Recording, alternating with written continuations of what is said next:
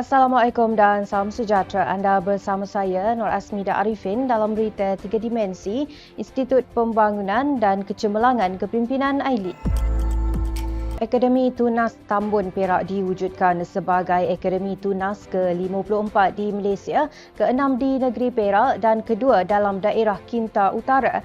Majlis perasmian telah disempurnakan oleh Yang Berhormat Datuk Seri Ahmad Faizal bin Datuk Azumu, Menteri Belia dan Sukan di Padang Tanjung Rambutan, Perak. Turut hadir bersama adalah Yang Berbahagia Datuk Jana Santiran Muniayan, Ketua Setiausaha Kementerian Belia dan Sukan, Yang Berbahagia Datuk Haji Rumaizi Baharin, Datuk Bandar Ipoh dan Yang Berbahagia Datuk Ahmad Syapawi Ismail, Ketua Pengarah Majlis Sukan Negara. Menurut Yang Berhormat Datuk Seri Ahmad Faizal, Akademi Tunas Bukit Tambun ini akan menjadi hub bola sepak bagi pelatih-pelatih yang berumur 7 hingga 12 tahun.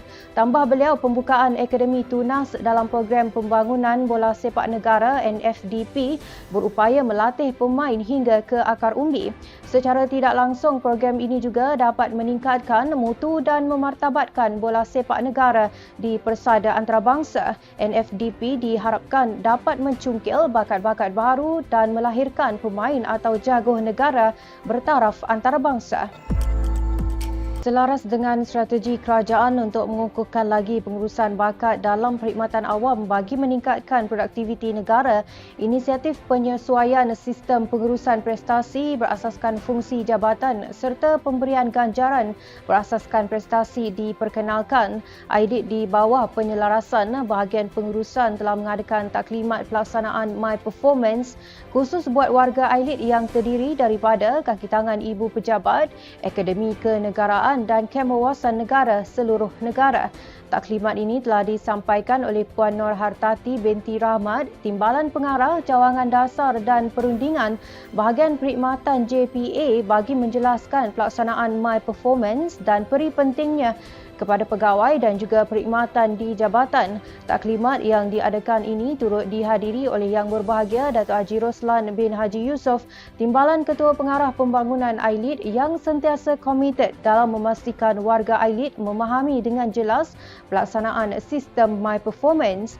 Menurut Yang Berbahagia Datuk Haji Roslan, pelaksanaan program ini memberi kefahaman secara mendalam mengenai pelaksanaan My Performance, khususnya berkaitan penambahbaikan yang telah dilakukan serta peranan yang perlu dimainkan oleh jabatan.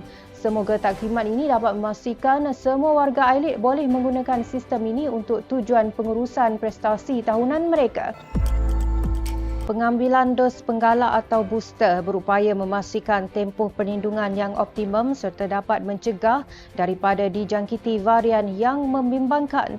Maka tidak hairanlah semakin ramai penerima tampil untuk mendapatkan suntikan dos penggalak berikutan langkah Kementerian Kesihatan KKM mengurangkan tempoh masa menunggu setelah lengkap vaksinasi. Berdasarkan data yang diperolehi, terdapat penurunan perlindungan terhadap jangkitan COVID-19 mengikut masa dalam tempoh 3 hingga 5 bulan selepas mendapat dos prima vaksin COVID-19.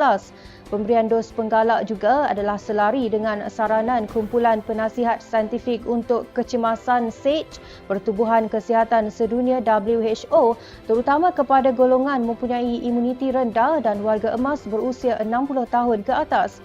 Oleh yang demikian, AILID menyeru seluruh rakyat Malaysia untuk melengkapkan vaksin COVID-19 dengan menerima dos penggalak bagi meningkatkan imunisasi dalam badan sekaligus dapat membendung penularan wabak COVID-19.